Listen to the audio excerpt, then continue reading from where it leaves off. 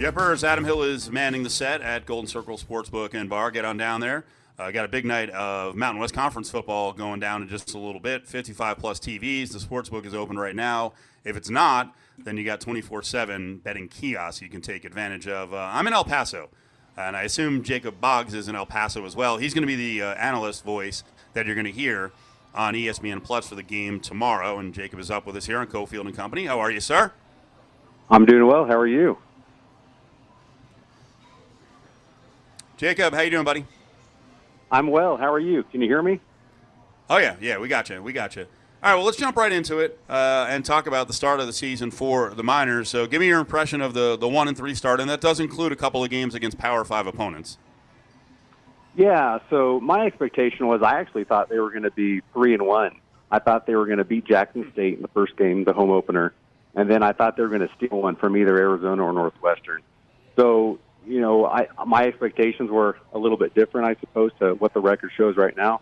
But, you know, watching them preseason and practicing, I thought they really have a strong team, one of the better UTEP teams I've seen in a while. And I did expect the record to be a little different. So what has been the issue? You know, good question. I think right now it seems that UTEP will get on a roll, either offensively or defensively, and it might be third and long, and then there's a rough in the passer call. So I think penalties and turnovers are the two main issues right now. Their turnover margin is low, so low as in they're not creating as many turnovers. So they need to, create more turnovers and, you know, just play smarter, not have those penalties. And once they could do that, they'll be in some closer games and they'll come out with some W's. Sometimes those things are pretty fixable and can get fixed, and sometimes they continue to linger and be issues. Do you get the sense that they are close to kind of turning the corner and fixing some of those things? I do. I think they are. You know, talking to Coach Dimmel today, he seems to think they are as well. You know, it's been disappointing for him, of course, but I do believe that they're on the verge of, you know, doing some really good things. They just have to come together, and they have to play smart football. They can't make mistakes. Cofield Company, Jacob Boggs is with us. He's on the ESPN Plus call of UTEP hosting UNLV. So let's talk defensive side of the ball first. What sort of defense does Dana Dimmel and his team run? They run a 4-2-5, so they got 5 defensive backs. And one of those players, Elijah Johnson, kind of takes on the role as a DB and a linebacker as well. Okay.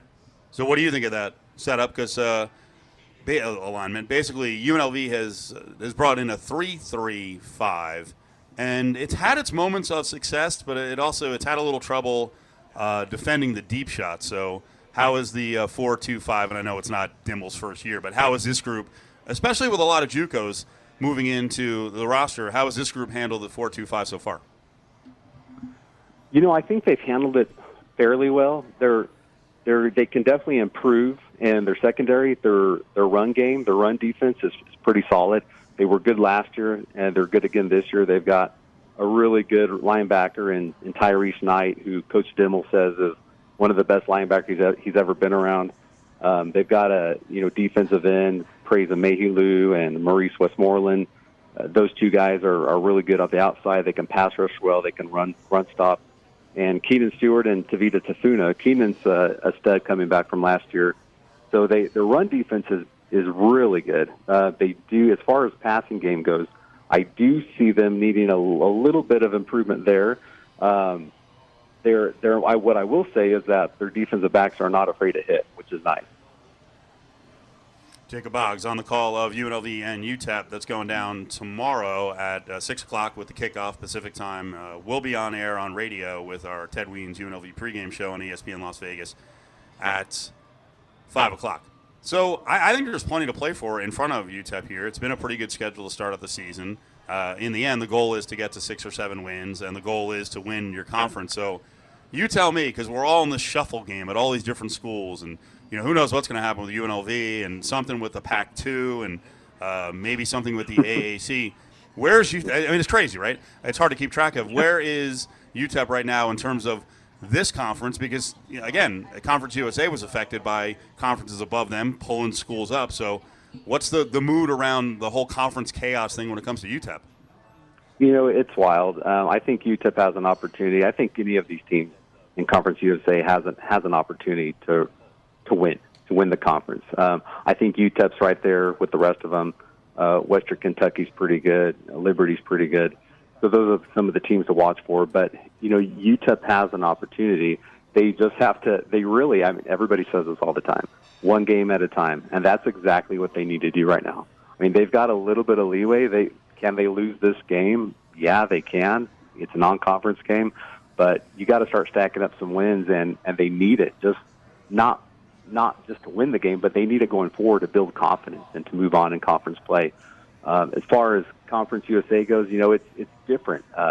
Being a local El Pasoan, we were always familiar with the old WAC, and that was BYU, Colorado State, Utah, New Mexico, Wyoming. So there were some really good teams in that conference, and they left, and that parted ways in I believe it was '99, and UTEP and Hawaii were left behind out of the Mountain West. So I think that hurt UTEP a lot, and it definitely hurts the the fans. They're used to that old conference here, and so now you got teams all over the country, and one, their places are harder to get to, and two, people don't know who everyone is. So it's definitely college football in general is just kind of crazy right now. Yeah, and you mentioned the fans, and, there obviously was some optimism they'd be a little bit better in terms of the record at this point, but it's the second home game. What kind of atmosphere do you expect? How much of a turnout is there, and how rabid is the fan base? UTEP fans, they long for winning teams. They're very supportive, but we've had so many losing teams over the years, and there's been a handful of winning season here for UTEP football. And so everybody gets excited before, we're kind of like, and I say this as a Dallas Cowboy fan, they're kind of like Dallas Cowboy fans. You get real excited, and then, there's a bit of a letdown. So they're here, and they're willing to support, and they want to support. And if UTEP just wins a few games, they'll be out here, and they'll pack the stadium. I think there will be somewhere around 20,000 fans tomorrow, if I had to predict. All right, not bad. Your description of the football culture sounds exactly like UNLV and their hardcore fans. All they need is a little morsel of winning, and they'll show up. But it's been so inconsistent of late. So these are both programs that want to reach that next level and start making bowl games consistently. Jacob Boggs is with us. He'll be on the call, the ESPN Plus televised UNLV UTEP game. Jacob, do you live in town? I do. Okay. What's the best part about living in El Paso? For me, I love the weather. The weather is great almost year round. We've got beautiful mountains here, and if you're an outdoorsy person, it's a great place to be. If you love to hike, mountain bike, just get outdoors. El Paso is a great place to be. That's what I love most about it. Are you a dive bar guy at all? I'm a little older now, so not as much. But there's a lot of new bars in town that I'm not aware of. Talking to people that I run into, they say, "Hey, have you ever been to this place?" And I've actually never heard of it. But and that goes on. But one that's still going strong from when I was going to dive bars. One that I love, and it's not so much a dive bar, more of a beer garden, but Ostatuna's, great place, outdoor bar, beer garden. All right, this is the ultimate goal of this conversation, by the way, because I'm probably a lot older than you, and I'm still a dive bar guy. Maybe that's a sad thing. We're always looking for good restaurants on the road, good bar restaurants. You got somewhere you really like in El Paso? Yeah, I love, if for Mediterranean, there's Farah's. If you want Mexican, you can find good Mexican food anywhere, so it's hard to pinpoint that. But Avila's, it's on the west side of town, AVILA''S. If you want Italian, Como's Barbecue, Johnny's Pit Barbecue. I hear Desert Oak, never been there, but everybody says it's great. It's on the east side of town. Yeah. But I was going to say I already hit. I think it was El Taquito, which was, and I always like pronouncing it like that. Which I saw as a Mexican restaurant on Yelp was ranked number 2. I did hit Desert Oak yesterday as well. Pretty good. It was pretty solid. So if you haven't been there, I would recommend going there.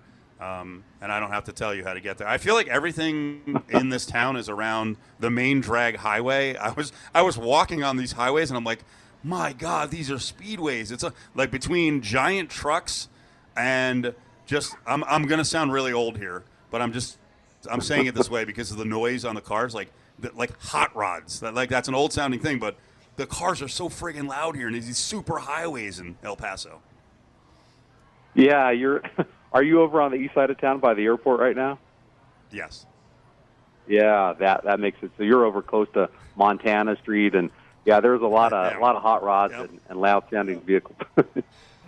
So we'll see you out of the stadium tomorrow. Appreciate a couple minutes to preview of UTEP football and El Paso. Thank you so much.